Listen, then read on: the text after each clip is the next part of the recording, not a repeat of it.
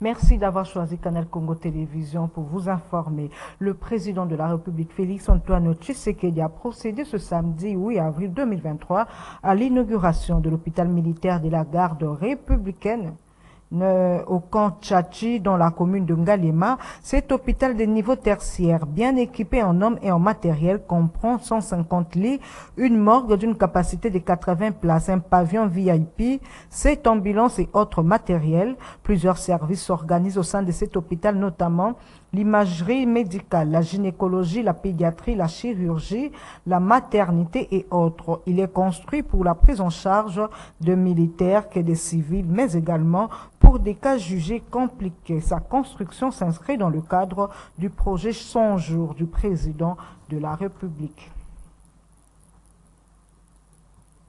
Parlons de la 93e réunion du Conseil des ministres tenue ce vendredi sous la direction du chef de l'État, Félix Antoine Tshisekedi. L'intervention du vice-premier ministre en charge de la défense nationale et ancien combattant Jean-Pierre Bemba était essentiellement axée sur l'organisation par la RDC d'une réunion extraordinaire des ministres de la Défense des pays membres de l'EAC à Goma dans les jours à venir. Suivez l'extrait du porte-parole du gouvernement, Patrick Mouyaya, quant à ce. En complément au rapport du vice-premier ministre, ministre de l'Intérieur, concernant la situation sécuritaire, le vice-premier ministre, ministre de la Défense nationale, a informé le Conseil du fait que la situation démocratique du Congo a été représentée par le vice-ministre de la Défense. Au cours de ces assises, la RDC a sollicité et obtenu la tenue d'une réunion extraordinaire de ministres de la Défense des pays membres de cette communauté à Goma, qui devra statuer sur l'évolution de la situation sur terrain, clarifier certains malentendus et critiques contenus dans les rapports des chefs des renseignements et des chefs d'état-major en vue de redorer l'image de la force régionale et de repréciser son mandat dans l'accord sur les statuts des forces est en cours de renouvellement. Le vice-premier ministre, ministre de la Défense nationale, a rappelé la détermination du gouvernement à suivre de près et à mettre fin à toute forme de situation d'insécurité à l'est de la République démocratique du Congo. Aucun effort ne sera ménagé pour cette fin. Le Conseil a... Fin des opérations d'identification et d'enrôlement des électeurs dans la première et deuxième ère opérationnelle. Place à présent au toilettage du fichier électoral conformément au calendrier électoral publié par la CENI le 26 novembre 2022. Cette opération consiste au traitement des données statistiques afin de détecter les cas des doublons et des mineurs. Suivez. La Commission électorale nationale indépendante a bouclé les opérations d'identification et d'enrôlement des électeurs dans les premières et deuxièmes aires opérationnelles. Débute enfin une nouvelle étape, celle du toilettage du fichier électoral conformément au calendrier publié par la Commission électorale nationale indépendante le 26 novembre 2022. Cette opération consiste au traitement des données statistiques afin de détecter les cas des doublons, des mineurs ou encore des photos en vue de les supprimer afin de disposer, au bout du compte, d'un fichier électoral crédible et fiable. Nous sommes en plein atelier d'adjudication. On est en train de faire le nettoyage du fichier électoral, juste pour traquer les gens qui se font enrôler plus d'une fois dans les différents centres d'inscription. Les cas des enfants de mineurs, on est en train de soumettre à un traitement. Et les cas de photos, ce sont des électeurs fictifs. Prenons un exemple, une personne n'est pas présente dans un centre d'inscription, mais il envoie, soit par voie électronique, sa photo, afin qu'on puisse l'enrôler. On a des systèmes qui c'est vraiment de créer si la photo prise par nos kits d'enrôlement, c'est une photo animée ou bien c'est une photo tirée d'une autre photo. Ce que nous appelons par photo de photo. Ce sont des électeurs fictifs. C'est l'un des éléments qui nous permet aussi de le mettre de côté, tout ce cas d'électeurs-là. Pour marquer le lancement de cette opération, le président de la Commission électorale nationale indépendante, Denis Kadima Kazadi, accompagné du rapporteur Patricien Nseyamoulela, a effectué une descente au Centre national de traitement à la direction informatique du secrétariat exécutif national de la CENI. À l'issue de cette visite de travail à l'interne, le numéro 1 de la centrale électorale a expliqué la pertinence et le bien fondé de cette opération. Nous sommes dans cette salle où les équipes qui sont là ne s'occupent que du dédoublonnage.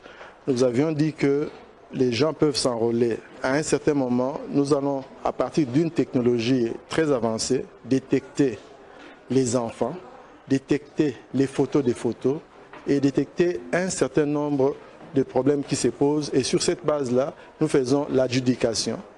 Il y a des cas de rejet et il y a des cas qui sont confirmés. Mais ici, comme vous allez le voir dans les images, il y a des enfants qu'on utilise, on leur prend des photos pour gonfler le nombre de lecteurs dans une entité donnée. Je répète, ça ne passera pas. Il y a toute une technologie que la CENI a développée au fil des années. Nous ne pourrons pas laisser passer cela. Donc, que ceux qui sont en train de s'enrôler de façon honnête se tranquillisent. On va nous amener les enfants et ces enfants-là seront écartés. On va nous amener des photos, cela sera aussi écarté. Et nous n'allons retenir que les personnes légitimes et ces personnes qui répondent aux exigences de la loi. Programmé dans le calendrier électoral, dans l'intervalle de mi-avril et mi-mai, soit du 15 avril au 14 mai 2023, la Commission électorale nationale indépendante, qui a démarré cette opération en mars 2023, a pris une bonne longueur d'avance de plus de 3 semaines par rapport à l'exécution de son calendrier. À l'Assemblée nationale, la question de la desserte en électricité en RDC a donné lieu à un débat houleux suite à la question orale adressée au directeur général de cette société, SNEL, par le député Prosper Boukassa. Le numéro 1 de la SNEL est accusé de mégestion par les élus nationaux. Le débat va encore se poursuivre le lundi 10 avril 2023. Suivez. L'Assemblée nationale a consacré sa plénière de ce vendredi 7 avril 2023 à la poursuite du débat autour de l'interpellation du directeur général de la Société nationale d'électricité, SNEL, accusé de mégestion selon l'acte d'interpellation introduit au bureau de la Chambre basse du Parlement par le député Prosper Boukassa. À cette occasion, le speaker Mbosonkodia Christophe a rappelé qu'à l'issue de la plénière du mardi 4 avril, le député avait pris rendez-vous ce vendredi pour engager les débats sur l'interpellation du DG de la SNEL. Et ce, après avoir suivi tour à tour l'exposé du député interpellateur et la réplique de l'interpellé. Le bureau a enregistré 78 demandes de parole. La question de la desserte en électricité en RDC en général et dans la ville de Kinshasa en particulier a donné lieu à un débat houleux. Le député Rombo Foumani s'est dit non satisfait des réponses du DG de la SNEL parce que la population n'est pas servie de manière optimale par la SNEL. C'est un problème de gestion, c'est un problème d'administration. On a fait observer en assemblée plénière que la SNEL souffre d'un désordre administratif et technique. Et cela résulte du fait qu'il y a trop de délestage à la ville de Kinshasa. Vous allez dans les quartiers comme Salongo, un quartier dit résidentiel qui jadis avait de l'électricité. Aujourd'hui, Salongo est devenu une poche noire. Vous allez à Kisenso, vous allez à Matete, l'électricité est devenue monnaie rare. Alors que nous avons dans ce pays ici un potentiel hydroélectrique très important. Nous avons estimé comme élu national, élu de la circonscription électorale du mot en bas, que les responsabilités soient établies, mais ensuite des responsabilités parce que la question est structurelle. Son comité de gestion manque de vision claire de la réforme. D'autres élus du peuple déplorent la mauvaise utilisation des différents contrats conclus par la SNEL SA. De leur côté, les députés FCC crient à l'acharnement. Trop de contrôles tuent les contrôles, déclarent-ils. Pour eux, ces contrôles est un acharnement. Pour le député Tadinenga, à la place des produits de l'électricité, la SNEL propose des groupes électrogènes. Alors que la Mauritanie produit 45% de l'électricité, l'Ouganda 42% et le Congo-Brazza 42%, la SNEL ne produit que 19%.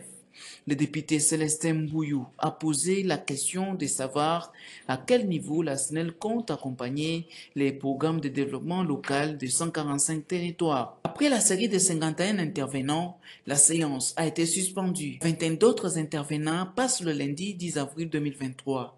La tendance qui se dégage dans la salle des congrès est que le DG de la SNEL SA peut perdre son fauteuil. Le député auteur de l'interpellation serait sur le point de transformer son initiative en une motion de défiance. Et juste après cette plénière, les députés nationaux ont manifesté leur mécontentement quant à la façon dont la SNEL traite la population.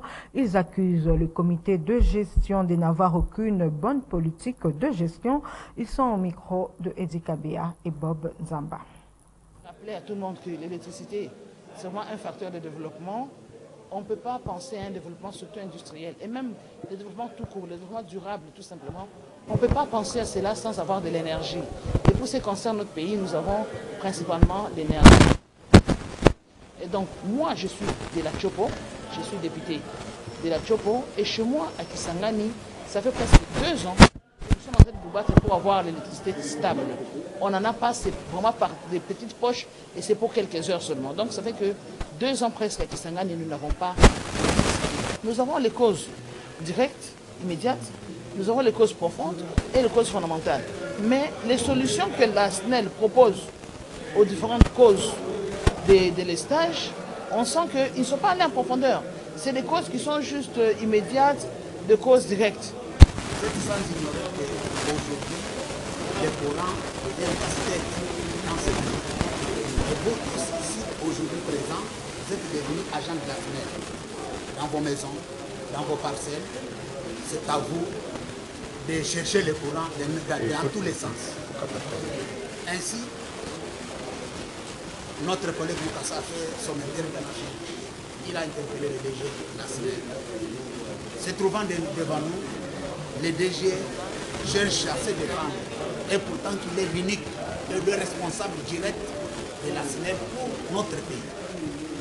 Il ne pouvait pas, il n'avait rien à nous donner comme défense. Je vais initier un collectif d'avocats pour porter plainte contre la SNEL afin qu'elle réponde de ses abus vis-à-vis de la population et qu'elle puisse réparer tous les dommages causés à la province de la Chopo du fait de l'avoir laissé pendant 2 ans sans énergie électrique, ce qui a totalement déstructuré l'économie de la province de la Chopo. Le plus important, ils allaient quitter la vérité d'un peuple congolais. Toyeba réellement ce qui se passe au niveau SNEL. On a le dit clairement qu'aujourd'hui, l'entreprise publique Nabiso, ils allaient pris en otage par nos partis politiques. Et tant que nos partis politiques enverront des gens dans la gestion de nos entreprises publiques, il ne faudra rien attendre de bon au Ekobima. Autre chose, le nouveau secrétaire général aux relations avec les partis politiques, Chabani Binkikouni, nouvellement désigné, s'est entretenu avec son personnel sur notamment la mission et le rôle que joue le secrétariat aux relations avec les partis politiques dans le processus électoral en cours en RDC. C'est au bâtiment de la vice-primature en charge de l'intérieur, sécurité, décentralisation, j'allais dire, et affaires coutumières que cette rencontre a eu lieu. Autre détail dans ce reportage signé Doudou Montiri. Le secrétariat général aux relations avec les partis politiques a un nouveau dirigeant. Il s'agit de M. Chabani Tabou Binkikouni. Ce dernier a été présenté dernièrement au personnel du secrétariat général aux relations avec les partis politiques, un des 3 secrétariats qui renferment la vice-primature, ministère de l'Intérieur, sécurité et affaires coutumières. Dans son speech devant l'ensemble du personnel de son secteur, Chabani Tabou Binkikouni tout en présentant la mission principale, notamment l'accompagnement du processus démocratique en RDC, indiqué les rôles combien importants qui joue son secrétariat pour les élections qui pointent déjà à l'horizon. Par expérience, dans quelques mois, on va organiser des élections locales. Il y aura des maires qui seront élus, des bourgmestres qui seront élus. Il y aura des conseillers municipaux qui seront élus et qui proviendront des partis politiques. Vous croyez que les modules de formation de tous ces gens-là vont tomber du ciel? c'est vous qui devez préparer les modules. C'est pour cela que vous ne devez pas vous limiter seulement à la connaissance de la loi sur le parti politique. Non. Vous devez vous ouvrir. Vous devez lire la loi. Vous avez d'abord lu la Constitution. Si moi j'attaque aujourd'hui cette loi, c'est parce que j'ai lu la Constitution. Il faut noter que le secrétariat en relation avec les partis politiques définit les orientations générales du gouvernement en matière de gouvernance politique, élabore des projets de textes juridiques en rapport avec les partis politiques, assure la coopération avec les partenaires dans la gouvernance politique ainsi que le suivi des activités des partis politiques. Et puis les chrétiens du monde entier célèbrent ce dimanche 9 avril 2023 la Pâque, fête marquant la résurrection de Jésus-Christ. Cette fête est la plus importante du christianisme que le Nouveau Testament se situe le surlendemain de la Passion, c'est-à-dire le 3e jour. La solennité précédée par la Semaine Sainte, dernière partie du carême, commence dans la nuit qui précède le dimanche de Pâques par la veillée pascale.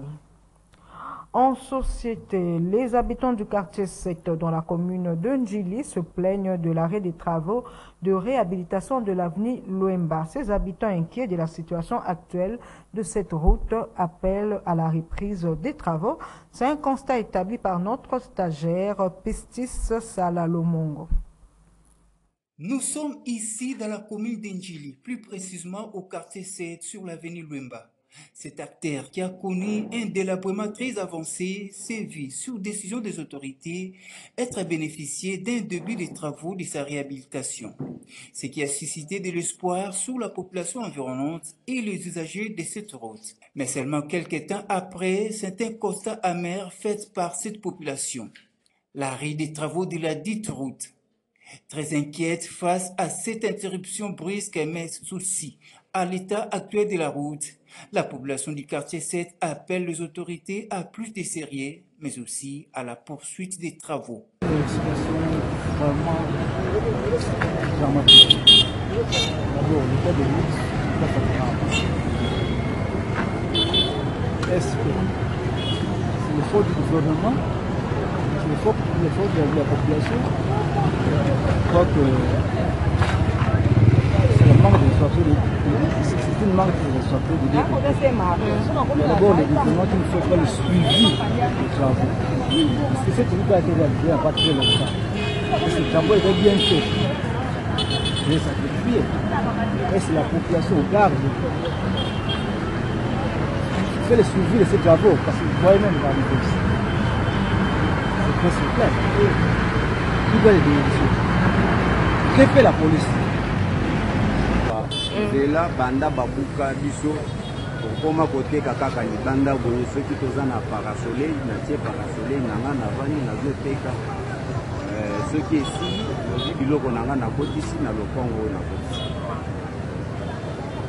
Siko mpona nzela odi nini gouvernement? Nzela vraiment surtout omoni neti place oyo neti awa oyo place wana soki mbula emeki kobeta ata moke ezotonda na façon moko ya mabe etonda penda vraiment okomona mutuka ekoti edimi nango mpona nzela vraiment du moins soki bakaniseli biso na nzela tala commune eza mosika te commune yango wana na soki 30 mètres commune eza wana me barezonaka nzela.